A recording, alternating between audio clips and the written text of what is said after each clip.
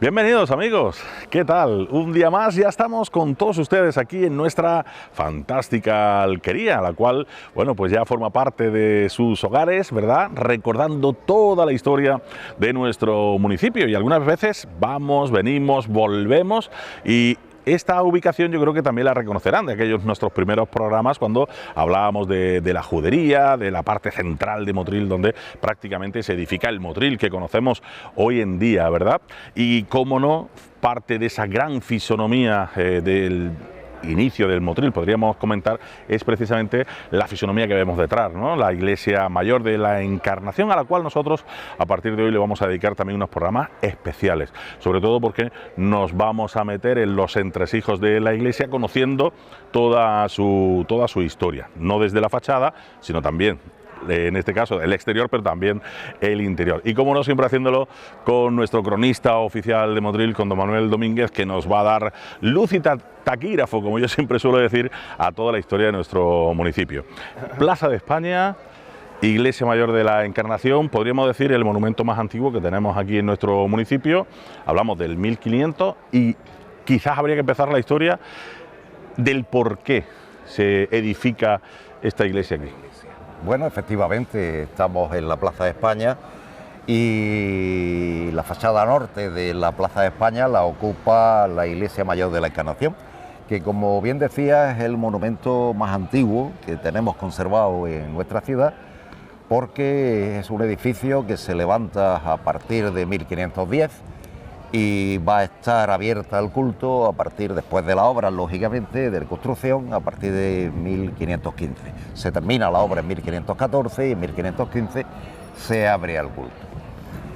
Originariamente, la primera iglesia parroquia que tiene Motril, lo hemos citado algunas veces ya, estaba en la calle Zapatero, estaba en lo que era la antigua mezquita mayor de los musulmanes motrileños, y que al principio se había transformado en iglesia cristiana, usando el mismo edificio de iglesia cristiana, bajo la advocación se llamaba Iglesia Parroquia de Santiago.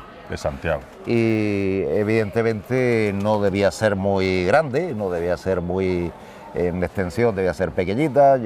Hemos calculado más o menos por la extensión que debió tener pues 100 y pico metros cuadrados aproximadamente, es decir, debió ser un sitio pequeño, estaba al lado del cementerio, había una placita delante y tal, pero con el crecimiento de Motril, los motrileños pues deciden que aquella parroquia, pues además era vieja seguramente, ya a principios del siglo XVI, estamos hablando que es 1493 cuando se abre la parroquia de Santiago. Adosada prácticamente al arco de entrada, al arco de entrada de Santiago, incluso ¿no? de la puerta de Castil de Ferro, incluso el arminar de la mezquita de la mezquita mayor, lo que era la torre de Santiago, se usó también como torre de la iglesia y estuvo ahí pues seguramente hasta el siglo XVII, que debió derribarse. Justo enfrente de los jardinillos, ¿no? Justo enfrente de los jardinillos. Y estaba adosada también al ayuntamiento antiguo, porque también los cristianos cuando llegan a Motril también utilizan como ayuntamiento el propio ayuntamiento musulmán, es decir, utilizan la cárcel que estaba también al lado, es decir, allí tenían pues más o menos el centro administrativo, religioso y político del Motril musulmán, estaba en la calle Zapatero, estaba todo allí en la calle Zapatero. El caso es que en la mente de los motrileños debió estar, como pasaba en casi todos los pueblos, el momento que crecía, la construcción de algo más importante, seguramente porque aquello estaba viejo, en su mente también estaba la construcción de un nuevo ayuntamiento y por supuesto de un nuevo edificio religioso, porque las iglesias no solo tienen una parte religiosa, sino también tienen una parte de prestigio, es decir, evidentemente una población, una parte de la ciudad que crezca necesita también un edificio religioso que diera cabida pues a todos los fieles motrileños. Ya la mezquita pequeña aquella que existía en la calle Zapatero no debió ser lo más adecuado, ni en extensión, ni seguramente pues estaba el edificio en malas condiciones, y decidieron construir esta iglesia. ¿Era muy difícil el cambiar la fisonomía interna de una mezquita a...? No era muy difícil. Lo único que hacían es bendecirla para que pasara del culto musulmán al culto cristiano, cambiar algunas cosas, por ejemplo, la quibla, el muro de la quibla, que seguramente estarían mirando a la parte este de la mezquita, la fachada hacia la zona de la plaza de los Jardinillos, pues seguramente sería igual, es decir, que tampoco tendrían... Igual esa iglesia es importante históricamente porque desde el punto de vista de las creencias motrileñas es donde por primera vez, cuando vi la Virgen de la Cabeza, es la iglesia que se pone la Virgen de la Cabeza antes de construirse la ermita del Cerro. La iglesia de Santiago fue el primer sitio donde se puso a principios del siglo XVI la imagen de la Virgen de la Cabeza. Después se le construyó la ermita en el Cerro, pero donde estuvo la imagen de la Virgen de la Cabeza por primera vez fue en aquella iglesia de Santiago. En aquella época era cuando desaparecía. Claro, en esa época es cuando desapareció 2 veces la Virgen desde el Cerro y aparecía en el Cerro, ¿no? Y entonces decidieron construirse la mezquita. Ajá. Y seguramente construyen la iglesia mayor en lo que era la plaza principal de Motril, esta, que en aquella época debía ser más pequeña, ¿no? No tan grande como es hoy. Seguramente la parte de poniente de la plaza habría otra fila de casas que hoy no existe y que fue derribada a finales del siglo XVI para darle más amplitud a la plaza, y sería bastante más pequeña, pero esta plaza seguramente sería el zoco, ¿no? La zona de donde se ponía el mercado, donde estaban las tiendas. Incluso en la parte hoy donde está el Calderón había un mesón que era de la reina Aiza Alorra, la madre de Boabdil. Ese mesón estuvo en la zona que ocupa hoy más o menos el Calderón, se llamaba Mesón Viejo o de alguna manera pues actuaba un poco el centro económico de mercado y tal, debió estar en esta plaza. Y seguramente aquí también el conde de Bornos compró, Francisco Ramírez de Madrid, no era conde de Bornos todavía, el conde de Bornos compró bastantes casas en esta zona y esta zona se convierte en la zona principal. Claro. Además porque los cristianos prohíben que no se pueda vender nada en Motril que no sea en esta plaza. Ajá. Es decir, que no haya tiendas por los barrios y tal, sino que todo se venda en esta para plaza. Darle el realce y el protagonismo que necesitaba. Claro, y seguramente en ese planteamiento la idea que tienen los cristianos motrileños de principios del siglo XVI es que su iglesia, que ahora necesitan, porque la ciudad ha crecido, porque también es una cuestión de tener cierto prestigio, el edificio religioso también es una cuestión de cierto prestigio, no solo los edificios civiles como los ayuntamientos, sino también los religiosos, le dan cierto prestigio a la ciudad, pues construirla en la zona norte de la plaza, seguramente en un solar que habría ahí o una antigua otra mezquita que existía en esa zona de ahí, y seguramente decidieron construirla ahí. Es que además tenemos que recordar que estamos en la judería, con lo cual toda esta zona pues tenía un gran prestigio también a nivel de comercio, de movimiento de personas, incluso Puerta Granada, ¿no? O sea, claro, que era la calle principal de Motril. Estamos hablando de un sitio muy estratégico, ¿no? Era la calle principal de Motril, la calle principal de Motril era Puerta Granada. El camino que venía de Granada y que venía de Málaga se entraba a Motril por la Puerta Granada, el que venía de Almería por la puerta de Cartí de Ferro, los Jardinillos, claro. Pero la Puerta de Granada la entrada a Motril. Entonces esta es una zona fundamental y en la historia de la ciudad, y lógicamente parece de lógica que aquí, en este sitio, pues los cristianos de aquellos años iniciales del siglo XVI decidieran construir su edificio religioso en esta plaza. Seguramente no pudieron construirlo en este lado porque había casas, o en el otro lado porque tampoco habría casas, porque en la parte del Calderón, donde está el Calderón hoy, también habría casas. Porque yo quiero recordar que también hubo alguna mezquita cerca, ¿no? Sí, dentro de esta judería, de la mezquita de la zona de Casado, ¿no? Sí, en la plaza de Casado, por ahí debió estar la mezquita del Arrabal. Y otra mezquita, que estaba también en la zona de la Puerta de Granada, la zona de la esquina de la Puerta de Granada, lindando con lo que hoy es la iglesia mayor, que sería la mezquita Alfíjara, mezquita de la Roca, que también estuvo ahí y debió derribarse para hacer la iglesia mayor, o parte de ella debió derribarse para hacer la iglesia mayor. Total que alrededor de 1510 el ayuntamiento decide las obras, se le encargan a un alarife que se llamaba Márquez, Alonso Márquez, que es, no sabemos quién es el que la trazó, sí sabemos el maestro de obra, Alonso Márquez, seguramente a lo mejor hasta ese alarife, la palabra alarife es albañil, ¿no? En aquella época se llamaban alarife. Seguramente el propio Alonso Márquez debió trazar la iglesia. Y la traza pues como un edificio típico de principios del siglo XVI, un edificio mudéjar, que además tiene que tener otra característica más que el propio edificio religioso, que es que además sirva de defensa de Motril. Motril en esa época no tenía murallas. Las murallas musulmanas habían sido derribadas junto con la alcazaba del cerro, de ahí viene la torre del castillo del escudo de Motril, habían sido derribadas por orden de los Reyes Católicos en 1499. Solo se había conservado, pues pienso que la puerta de Granada y la puerta del Castillo de Ferro. El resto de las murallas se habían derribado. Lo que había sido la muralla musulmana se había derribado y Motril es un pueblo abierto, es decir, un pueblo que no tenía defensa a partir de 1499 por miedo a que los moriscos o los mudéjares motrileños se levanten en contra de la corona y tal. Fernando el Católico decide derribar las murallas y la alcazaba de Motril. Y entonces, pues evidentemente, cuando levanta la iglesia mayor tiene que tener esa segunda función. Una primera función, el tema religioso, que es lo fundamental, y una segunda función, el tema fortaleza, es decir, que sirviera de refugio espiritual, pero también de refugio militar, en caso de ataque, pues en aquella época eran muy normales las racias de los berberiscos y los turcos y los berberiscos de África del Norte, y entonces Motril tenía que estar defendido de alguna manera. Incluso cuando se establece esta plaza, yo pienso también que la plaza también tiene que requerir unas condiciones especiales, por eso las entradas son estrechas.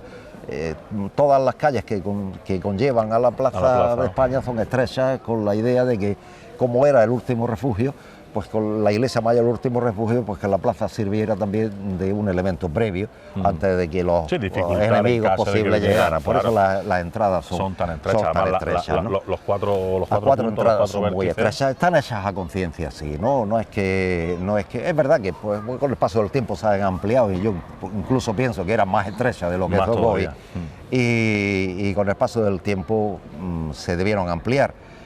Y entonces, en el momento en que empiezan las obras, que lo primero que empiezan es con la edificación era, en aquella época era muy simple, se abrían unas zanjas, que se abren en 1510, las primeras zanjas para los cimientos de la iglesia, allí se le echa la mezcla con cal y arena y las piedras y tal, para la cimentación, y se deja fraguar durante un tiempo, un año aproximadamente, para después empezar los tabiques, es decir, empezar los muros de la iglesia, pero primero lo que se hace es la cimentación. La hemos podido ver, es decir, en algunas obras que se han hecho en la iglesia hemos podido ver esa cimentación antigua, y es un muro de piedra irregular, de cantería, de piedra irregular, de prácticamente 1,5 metros casi de cimentación de la iglesia. Está bien hecha la cimentación porque la iglesia ha resistido los terremotos que en Motril han sido frecuentes a lo largo de la historia de Motril. Claro. Nos acordamos de los terremotos de 1804, 1884, pero antes también hemos tenido bastantes terremotos. El caso es que debió estar bien hecha la cimentación, porque ha aguantado perfectamente los movimientos sísmicos. Efectivamente ha sufrido algunos daños, pero ahí está, no se ha caído en los terremotos, y hubo terremotos importantes. El caso es que deciden construirla en esta zona, levantan los cimientos, empiezan las obras y se termina definitivamente. Se conservan las cuentas, curiosamente, de todas las historias de la construcción de la iglesia mayor. Se conservan lo que valían los ladrillos, lo que valían las piedras, lo que valía la mezcla, es decir, se conservan todas esas cuentas, las cuentas que hizo seguramente Alonso Márquez, y se termina la obra en 1514 y se inaugura como iglesia religiosa, es decir, abierta al culto, en 1515. Prácticamente lo que hoy nosotros estamos viendo de la fachada de la Plaza de España es la fachada que debió tener originariamente, exceptuando la nave de crucero, que no existía en esa época, pero la fachada debió ser prácticamente la misma. Sí. Es decir, que es verdad que debió estar algo más decorada que lo que tenemos nosotros hoy, lo que vemos nosotros hoy, pero evidentemente tiene ese aspecto de templo religioso, pero también, y cuando la vamos por dentro veréis que cómo pensaron ellos que tenía que ser una fortaleza, ¿no? Que tenía que ser también un elemento de casa fuerte, ¿no? La verdad es que visualmente vemos que efectivamente pertenece más a la imagen de eso, de una fortaleza, ¿no? Son las iglesias fortalezas que se levantan en España algunas, incluso alguna catedral, la de Almería, por ejemplo, la de Málaga, son catedrales fortaleza, ¿no? Para proteger a la población en caso de ataque. Esta es muy interesante porque es una iglesia mudéjar. Sí, la estructura es de alarifes mudéjares de principios del siglo XVI y tiene toda la estructura, excepto algunas cosas que luego veremos, tiene toda la estructura arquitectónica de lo que es un edificio mudéjar. Respeta, es decir, esa característica de edificio mudéjar construido por alarifes de tradición musulmana. Y tal, lo tiene clavadito. Es decir, que muchas veces... Incluso yo creo recordar que ya lo hablábamos también en el programa aquel que hicimos precisamente cuando nos tocaba hablar de la judería de toda esta zona, que lógicamente mencionamos muchos datos, en esos elementos que tiene visualmente la fachada, hay elementos disuasorios, en este caso para el tema de los ataques, como son precisamente los desagües que imitan unos cañones, lo vemos allí arriba, es verdad.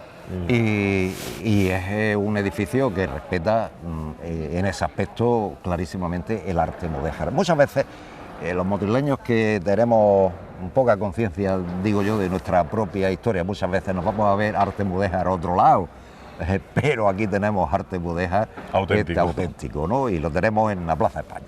Y tenemos un edificio mudéjar de una gran calidad arquitectónicas y de una época antiquísima. Estamos hablando que se pone a niveles de la propia iglesia del Salvador de Granada, o sea, que es de la misma época, es decir, que estamos hablando de un edificio con mucha historia, con mucha buena arquitectura desde el punto de vista de los alarifes y de las construcciones que se hacían en esa época y de dimensiones importantes. Es verdad que esto, cuando se construyó esta iglesia, nos podemos imaginar el orgullo de los motrileños con su iglesia de aquella época, ¿eh? Es decir, no era lo mismo la parroquia de Santiago, que debía ser una pequeña mezquita, a este edificio de proporciones ya importantes, que para los motrileños debió, el día de la inauguración, debió ser todo un orgullo. A los motrileños debió haber una gran misa mayor para cuando se abre esta iglesia. Lo más parecido a una catedral. A una catedral, lo podríamos tener aquí, claro. Y la verdad es que debió ser importante. Ellos tenían ese planteamiento del prestigio, ¿no? El prestigio estaba en los edificios, pero también en las construcciones religiosas. Pues si te parece, don Manuel, después de esta pequeña presentación y casi justificación del porqué de la Iglesia Mayor aquí, en este epicentro del tejido social, económico, político de nuestro municipio, que ya en sí era la Plaza de España, nos vamos a ir acercando y vamos a ir conociendo un poco la fisonomía externa y también, por supuesto, ya a partir de estos programas, meternos dentro, ya no solo en la Iglesia Mayor, sino también en otras de las iglesias y monumentos de nuestro municipio. Acompáñanos porque comenzamos con nuestra fantástica Iglesia Mayor, la Iglesia de la Encarnación.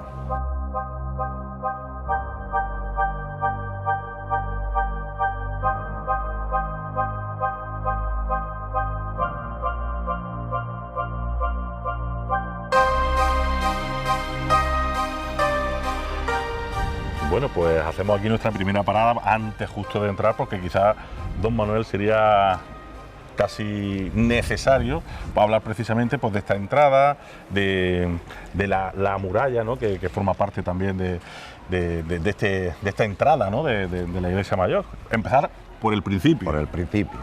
Es decir, debió protegerse, ¿no? Es decir, que de alguna manera, no solo desde el punto de vista arquitectónico, militar, no solo la iglesia debió levantarse como un fortín, como una casa fuerte, sino también debió protegerse. Es verdad que la protección exterior de la iglesia se hace un poco después, sobre la segunda mitad, los primeros años de la segunda mitad del siglo XVI, y se levanta una muralla que protege, le da la vuelta a la iglesia y cerca a la iglesia, de manera que tenga su protección. Sobre todo, lo más importante de la protección era la zona del sur, como la que tenemos nosotros hoy, estamos viendo ahora mismo, porque casi todos los ataques piráticos entraban por la zona de la playa, como es lógico, por la carretera de la playa, por el camino del mar, o entraban por la rambla del Manjón, es decir, y tenían que protegerla de este punto de vista. Por eso se levanta esta muralla que rodea la iglesia.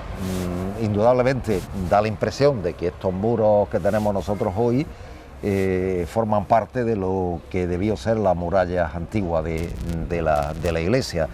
Tenía su entrada justo aquí, es decir, donde estamos hoy aquí, tenía su cancel, es decir, su protección desde el punto de vista militar, con sus puertas y levadizas y sus rejas y tal, para evitar la entrada del mundo, vamos, de los posibles enemigos.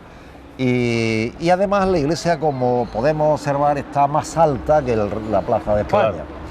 Aquí tiene dos explicaciones. Por un lado, o que la iglesia se levanta sobre un montículo ya existente, usando la elevación, y que esto fuera una ladera que bajaba hacia la zona de los agustinos, fuera toda la ladera hasta la zona de las acequias, Avenida Salorella, fuera toda una ladera, y fueras en alto y con dos ramblas por los laterales, la rambla del Manjón por un lado, la rambla Castilleferro por el otro, la calle Catalana, la rambla Castilleferro por el otro, y en medio de esta elevación se construyera la iglesia.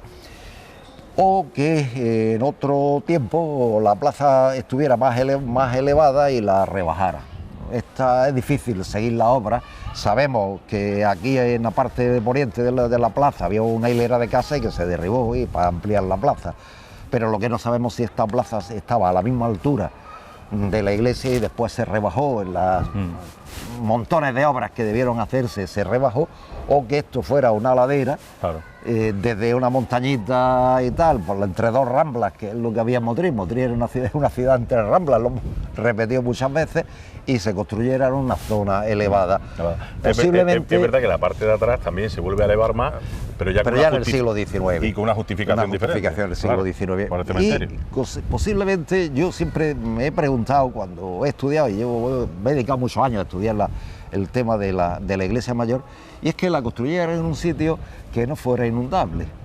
Ajá. Y por eso es tan alto. Ajá, puede ser. Pues pudiera ser. Y más estando entre ramblas. Más estando entre ramblas, es decir, curiosamente pudiera ser. Pudiera ser, sí. Pudiera ser que la construyeran en un sitio. De todas maneras, en la ordenanza de 1520 de Motril hay una pucha, hay un balate de agua, que el nombre musulmán se llama Ubra Shasa, que pasaba por la iglesia mayor. Es decir, que también debía tener un sistema de regadío o algo por el estilo de la iglesia. Es posible que esa fuera la explicación, que se hiciera sobre una zona más alta, preveyendo las inundaciones, preveyendo que en caso de que salieran la rambla, la del Manjón por un lado y la de Catalana o Castilleferro por el otro, pues la iglesia no se inundara. Y además, el que no se inundara significaba también pues que ningún enemigo pudiera atacarle desde ese punto de vista, inundando la iglesia en caso de lluvias o cosas así. Ese es el planteamiento. Aquí sería el atrio, esta parte que hoy es el atrio también. Originariamente la primera iglesia que se construye, esto es también el atrio, aunque no siempre fue así, porque a la iglesia actual le falta una nave que se hace en el siglo XVIII y que va desde una esquina a la otra y que hoy no está. Ajá. Y que nos falta una nave, es decir, si los motrileños, delante de esta, los motrileños del siglo XVI verían esta fachada, y los motrileños desde el siglo XVIII hasta 1937, cuando el polvorín, verían otra fachada distinta, con un gran arco de medio punto entre pilastras, totalmente distinto a lo que estamos viendo hoy. Esta es la fachada original de la iglesia. Esa nave vuelve a desaparecer otra vez para dejarla. Esta es la fachada que verían los motrileños cuando se inaugura esta iglesia en 1515. Esta es la iglesia. Además, la iglesia no es tan grande, la iglesia original no es tan grande como la que vemos hoy. Va desde la Torre de la Vela hasta la puerta esta del crucero, hasta la esquina del crucero. Esto sería la primera iglesia, este trozo, la nave principal y la nave de crucero esta, que incluso se ve la esquina. Se ve la marca. La esquina perfectamente. La anchura de la nave. La nave de crucero un poco más ancha, en la planta de típica cruz latina. La cruz latina. La cruz latina que se utiliza en esta época, y la fachada es un paramento de ladrillo con mampostería, con cajones de mampostería que aquí están pintados y están enfoscados y no se ven, pero sería un paramento de ladrillo, que era lo típico de las construcciones mudéjares de aquella época. Se usaba material pobre, no se usa cantería. Las piedras, como la Catedral de Granada, por ejemplo, no se utiliza material pobre. ¿Cuál es el material pobre que se utiliza en aquella época? El ladrillo y la piedra irregular, la mampostería, la piedra irregular. Para darle fuerza al ladrillo, utilizan estos cajones de mampostería, que son estos rectángulos que aparecen ahí. Esos rectángulos no son de ladrillo, son de piedra. Son de piedra irregular. Se ve aquí en esta nave, claro, se ve un poco más, en el crucero se ve que es lo que le da mucha más fuerza al muro. En aquella época no conocían muchas cosas de la estructura arquitectónica. Los alarifes mudéjares, su planteamiento es un planteamiento simple, ¿no? Construyamos un muro con mucha fuerza, pocas ventanas, porque con muchas ventanas evidentemente el muro perdía fuerza, y entonces se hace un muro muy grueso, de prácticamente 1 metro de grosor y muy pocas ventanas. Como podemos ver, tiene la antigua nave de crucero 2 ventanas y al pie de la iglesia otra ventana más, y por el otro lado igual. Es decir, que no se construye con mucha iluminación interior, porque en la mentalidad arquitectónica de aquella época calar el muro significaba darle más fragilidad al muro. Claro. Por lo tanto, muy grueso, de ladrillo, con mampostería, con los cajones de mampostería para darle fuerte. Y en el centro de la nave principal, además muy geométrica, el planteamiento abre la puerta. Una puerta de estilo mudéjar, que se ha conservado magníficamente bien, y que pocas puertas hay de este tipo en Andalucía. Yo diré Andalucía y en España hay pocas puertas de este tipo. La puerta es un arco apuntado entre pilastras, es muy austero, ningún tipo de decoración, un arco doble que le da un poco de profundidad a la iglesia. Y la parte de arriba, que hoy no está, pero esos 2 rectángulos que tiene la parte de arriba, como hacían con mucha frecuencia, eran decorarlos con azulejos, que hoy tampoco están. Estarían originariamente, yo supongo que estarían decorados con azulejos, y que permitiría pues tener una visión algo más decorativa, claro, de una iglesia que es muy austera desde el punto de vista arquitectónico. Es decir, es ladrillo, mampostería y poco más. Y una puerta muy característica, muy geométrica, con arco apuntado, muy típicamente mudéjar, y evidentemente una puerta que se ha conservado muy bien, todo una estructura, se ve claramente cómo se utiliza en la puerta, nada más que el ladrillo. Las arquivoltas del arco son el ladrillo, absolutamente, y un arco apuntado. Tenemos 2, se abre esta iglesia con 2 puertas, una hacia el sur y otra hacia poniente, que es la parte de lo que hoy nosotros mal llamamos Plaza de Armas. Exactamente. Esta puerta estuvo como elemento fundamental de la arquitectura hasta que la iglesia empieza a fortificarse a final del XVI, porque incluso aquí delante debieron hacerle muros traveses, es decir, de alguna manera proteger la puerta también, ¿no? Y en los planos que se conservan del siglo XVII se ve como aquí todavía hay unos muros traveses, y esta puerta incluso estaba un poco, digamos, cerrada para impedir la entrada de los enemigos. Pero esto es la nave, esta es la iglesia original, desde la esquina de la Torre de la Vela hasta la esquina de la Puerta del Crucero. Y la nave que falta, cuya puerta la tenemos aquí, se ve todavía la puerta, recorría todo este paramento, que es la nave que se construye en el siglo XVIII para darle un poco más de amplitud a la iglesia. Esa nave hoy, cuando se decide, después de regiones devastadas, después de la guerra, después del polvorín, cuando regiones devastadas restaura la iglesia, el padre Ripoll, que era un vicario encargado de todas estas cosas, descubre esta fachada y dice, no, más bonita es esta fachada original que lo que tenemos, y entonces no se restaura la nave que le falta y se deja la fachada original. Encima de la puerta... Eso iba a contar, vamos a acercarnos un poquito más y así lo vemos bien. Encima tenemos allí... Eso es un matacán. Los matacanes. Sí, los matacanes son los restos de un matacán. Que son partes defensivas, claro, ¿no? O sea, con objetos para protegerla, de defensa. Era un saliente de piedra. Esas son las cabezas de las vigas que lo sostiene, la estructura que lo sostiene. Un saliente de piedra con un agujero que permitía tirarle piedras a los enemigos que se acercaran a la puerta, o piedras, o agua hirviendo, o aceite hirviendo, o lo que fuera. Piedras normalmente lo usaban, ¿no? El caso es que ahí todavía se han conservado los restos de ese matacán que existe sobre la puerta principal de la antigua iglesia. Además tienen hasta su dibujo ahí. Sí, porque se hace bien, parece que lo hicieron bien. O sea, que la cabeza decorativo. Decorativo, ¿no? Decorativo, lo hicieron bien con esas pérgolas ahí decorativas que lo usaron para... Es posterior, ¿no? Se ve claramente que es un poco posterior, seguramente de la segunda mitad del siglo XVI, cuando la iglesia se fortifica aún más. Y fortificación que se completa con dos torres en las esquinas de poniente y de levante de la iglesia. Es lo que nosotros conocemos con el nombre de... Ha quedado nada más que una, ¿no? De las dos. Lo hace un arquitecto militar muy conocido, que es Luis Machuca. Hace esta torre, estos adarves defensivos, y hace uno en aquel lado, dando a la calle Sacristía, por el lado de la calle Cardenal Belluga, y el otro lo derriban para hacer la nave de crucero, y se ha conservado la Torre de la Vela, que además fue la primera torre que tiene la iglesia mayor.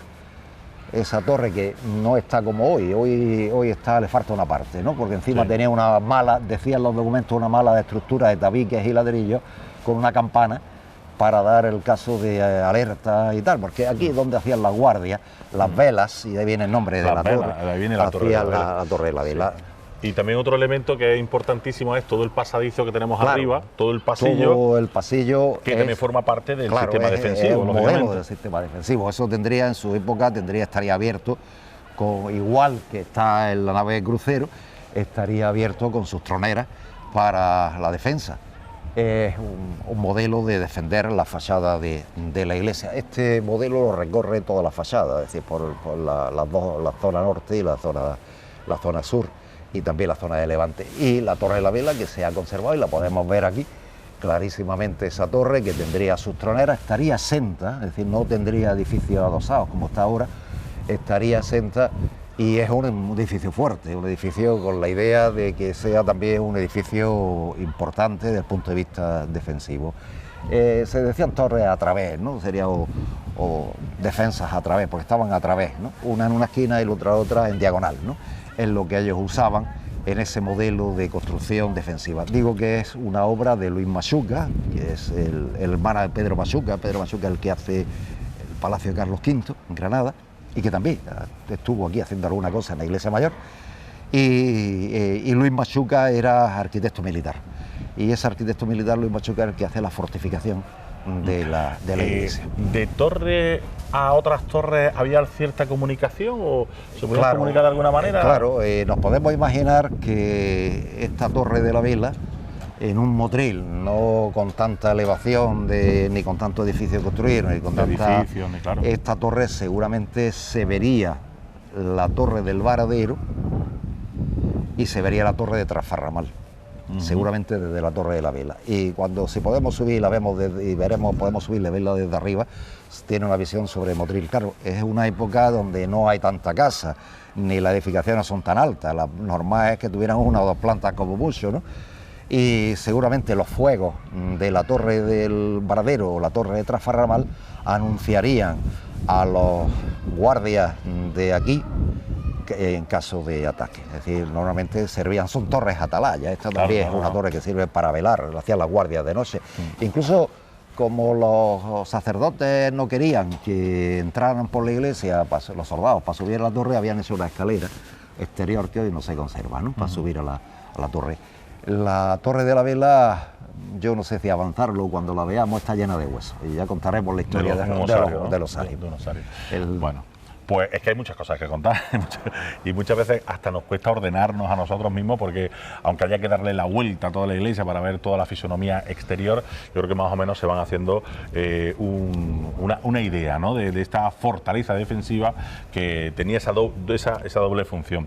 Nos vamos a acercar a la puerta, esa puerta tan fantástica que le hemos contado hace tan solo unos instantes, porque ya vemos incluso aquí pues una forma de entrada, vemos unas fechas que no corresponden a las que estamos diciendo, porque luego ha tenido remodelaciones posteriores. Y casi que nos vamos a quedar aquí, puesto que, bueno, pues que nuestro tiempo se acaba en el día de hoy, y en el próximo programa pues ya nos vamos a meter en el interior, ¿no? Estamos viendo, vamos a acercarnos aquí a la puerta. Estos escalones, que no son los originales, ¿no? Estos escalones, además, la fecha la tiene grabada. De 1890. El cura Bermejo, párroco de aquí, fue el que puso la solería anterior a esta, de mármol blanco y negro anterior a esta, a la que tenemos hoy, y estos escalones de entrada. Sí, estos de color gris, este no, este es moderno, ¿no? Es decir, posterior. Bueno, lo vamos a dejar aquí y ya en el próximo programa comenzamos precisamente en la puerta y conocemos ya su interior. Como decimos, estos son los programas que a partir de ahora vamos a intentar entrar en todos estos monumentos de nuestra localidad y de camino pues conocer con todo lujo de detalle pues la historia de nuestro municipio desde dentro. Así que la semana que viene más, aquí en la Iglesia Mayor. Hasta la semana que viene. Adiós.